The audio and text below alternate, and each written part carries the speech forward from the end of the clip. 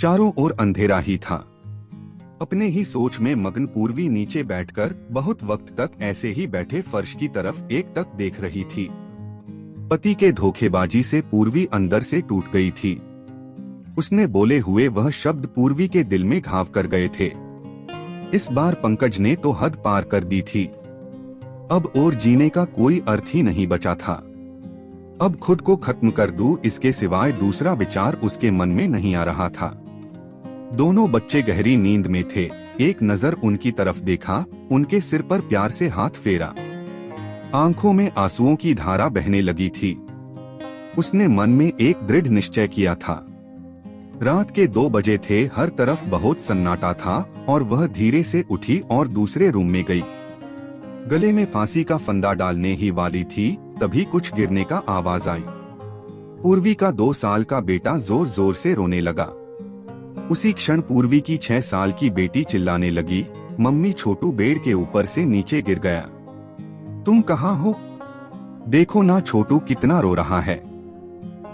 पूर्वी भागकर दूसरे रूम में आई और अपने बेटे को उठाकर अपनी गोद में लिया और अपने सीने से लगा लिया। बेटी रोते हुए बोली, मम्मी तुम कहाँ चली गई थी? मुझे बहुत डर लग रहा था। तुम हम दोनों को छोड़कर कहीं मत जाओ, मुझे अकेले में बहुत डर लगता है। पूर्वी अपने दोनों बच्चों को पास लेकर जोर से गले से लगा लिया और रोने लगी।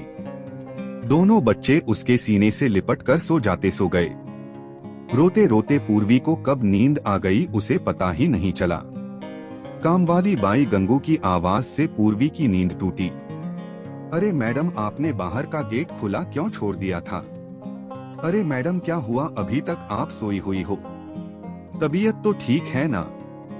वो खुद को संभालते हुए बोली, हाँ थोड़ी तबीयत ठीक नहीं है। घड़ी में वक्त देखती है तो 8:30 बजे थे। आज तुम्हें आने में इतनी देर क्यों हो गई?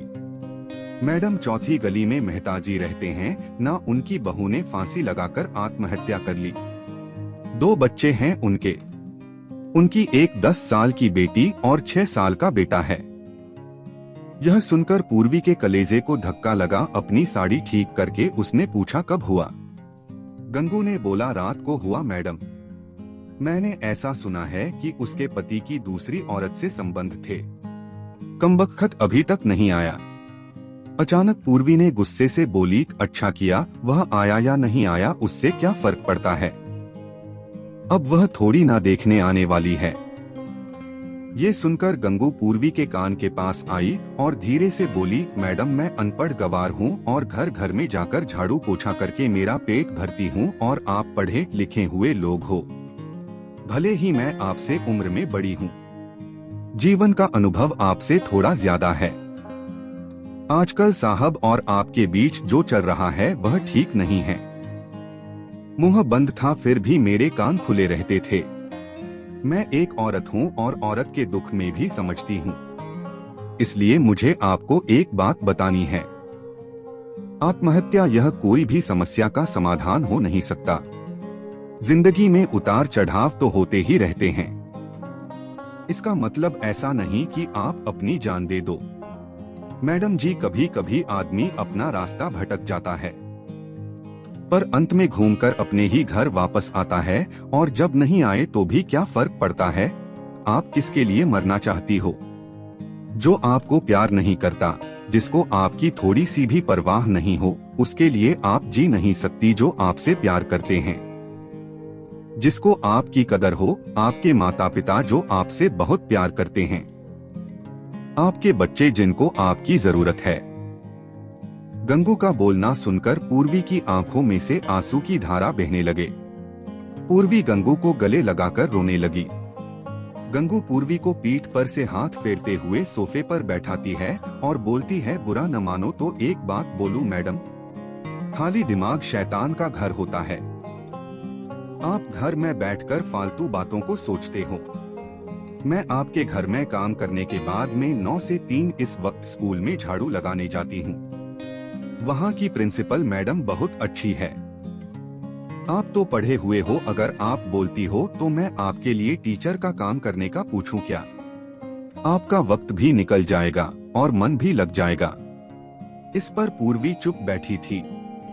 कोई भी जवाब ना मिलने पर गंगू बोली, मैं आपके लिए चाय लेकर आती हूँ, और गंगू काम करने लग जाती है। काम निपटाकर बोलती है, मैडम मैं जाती हूँ। उतने में पूर्वी उससे बोलती है, रुको गंगू, तुम स्कूल में मेरे लिए पूछना, यदि संभव हो तो प्रिंसिपल मैडम का नंबर मुझे लाकर दो। गंगू के चेहरे पर खुशी का भाव दिखा। गंगू पूर्वी के पास जाकर बैठी और धीरे से बोली, मैडम मैंने दूसरे रूम में बेड पर स्टूल रखा हुआ देखा था। ऐसा आप कभी भी मत करना, यह आपका घर है, इसे बचाने को आपसे जो हो सके वह कीजिए। बिना लड़े आपने हार मान ली। गंगू पूर्वी के हाथ अपने हाथ में लेकर बोली, मैडम एक फिल्म में एक हीरो ने एक डायलॉग बोला था, लड़ाई लड़कर जीती जाती है, मरकर नहीं, क्योंकि मुर्दे कभी लड़ा नहीं करते। गंगू हाथ नचाते हुए ऐसे बोलने लगी। यह देखकर पूर्वी को बहुत हंसना आया। गंगू का बोलना सुनकर पूर्वी का मन हल्का हो गया और उसे एक नई आशा की किरण भी दिखी। वह अलमारी में से अपने सर्टिफिकेट निकालने लगी। दोस्तों, पति पत्नी का रिश्ता यह बहुत स्नेही होता है। भगवान को यही दुआ करती हूँ कि कोई भी पति पत्नी के जीवन में ऐसा मोड़ नहीं आना चाहिए। अगर आया भी तो आत्महत्या ये उसका इलाज नहीं है। जीवन में कोई भी समस्या का आत्महत्या यह समाधान हो नहीं सकता।